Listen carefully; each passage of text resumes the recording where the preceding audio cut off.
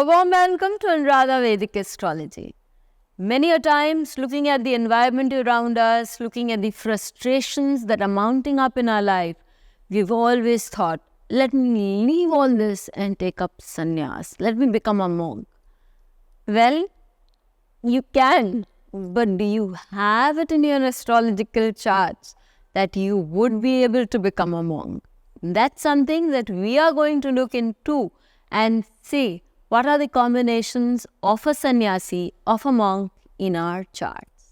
But before that, a big welcome to all of you for liking, sharing and subscribing to our YouTube and Spotify channels and writing in your suggestions, your comments there.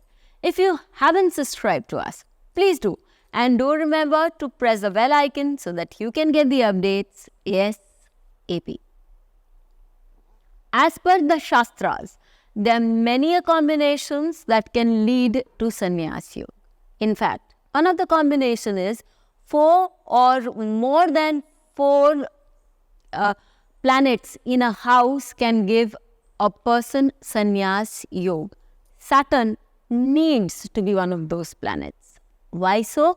Because Saturn needs to be associated with that house at least, which is containing those 4 planets. Why so? Because Saturn is the planet that gives us the detachment. You will look into the chart of Osho where he has the Lagna, which is Taurus, and Saturn is present along with Mercury, Venus, Moon and Mars in his 8th house in the sign of Sagittarius. One of the sannyasis, well-known sannyasis of the world. Now let us look into the other combinations also. When we look into another combination, say the first thing that when one leaves for sannyas and that one leaves is home. So the 4th house of the chart has to be afflicted for somebody to take up sannyas. You can have a lot of planets in a house. But if your 4th house is very strong, your attachment to your home can be very strong and you may not be able to take up sannyas. You can have a mind frame which is detached, but you may not be able to take up sannyas. In this case, we'll do a step-by-step reading and we'll take up the chart of Vivekananda. Let's look into his chart. In the chart of Vivekananda, we have the Lagna to be the Dharnur Lagna. The Lagna itself is the one that shows a movement towards finding the truth. One can call it enlightenment. One can call it a moving into an inward journey. Okay. And the 4th lord again becomes Jupiter. First and foremost, Jupiter for him is placed in the sign of Libra, which is 8 houses away from the 4th house. As per one of the principles of Faldipika, if a house lord is placed in 6, 8, 12 from his house, the person will not be able to do anything pertaining to that house. Second here, we see is that Jupiter is in a very strong Papkartari. How so? From one house, Rahu is moving towards it and from other, Saturn is moving towards it, making it feel very uncomfortable. And Rahu also aspects his 4th house. Saturn also aspects its 4th house with Moon. So, his detachment from the 4th house is very well seen. Another thing is the 12th house. The 12th house gives you an ability to let go. Presence of malefics in the 12th house is what you don't want to let go at times, it is taken away from you. So, when you let go in a proper manner, this is one of the repercussions, or if I can say, this is one of the themes existing that the 12th house needs to have malefics, where person is moving towards definite letting go.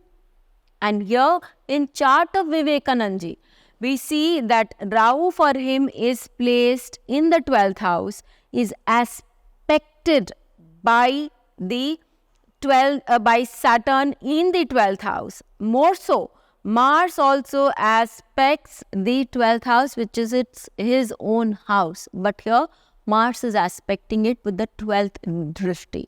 And what I forgot to tell you earlier is that this Jupiter, which is the 4th lord, and also the Lagna lord, is also aspected by Mars. So we see that for Vivekananda, that principle of the 4th house and the 12th house, when you let go, and you let go of your home also, and you let go of all the worldly things here, operates for him.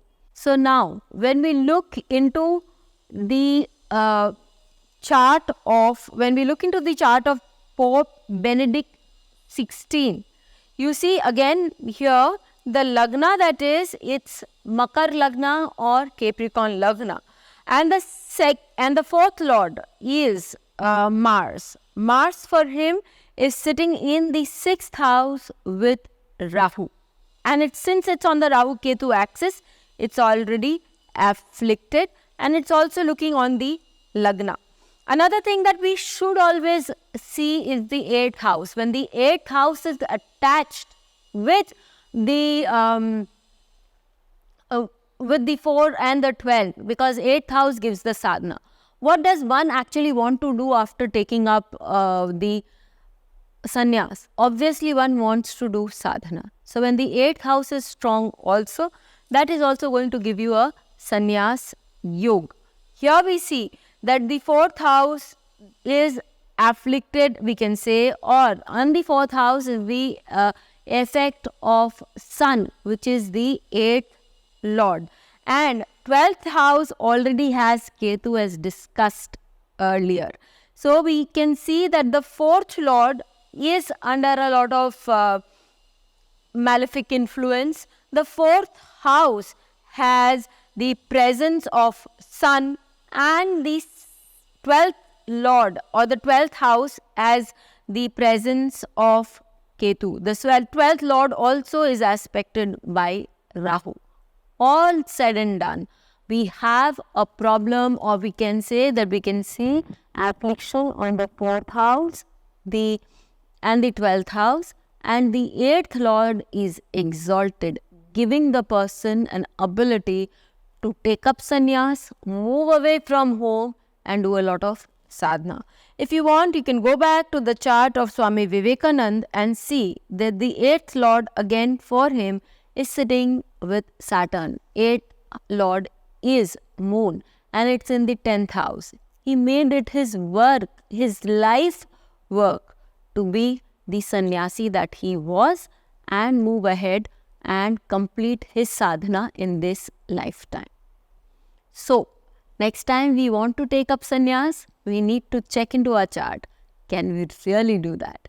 With that funny note, we'll meet with you again some other time. Bell icon को दबाएं ताकि आपको videos की update मिलती रहे। हमारे videos को like करें, शेयर करें, उन पर कमेंट करें और हमारे चैनल को सब्सक्राइब करना न भूलें।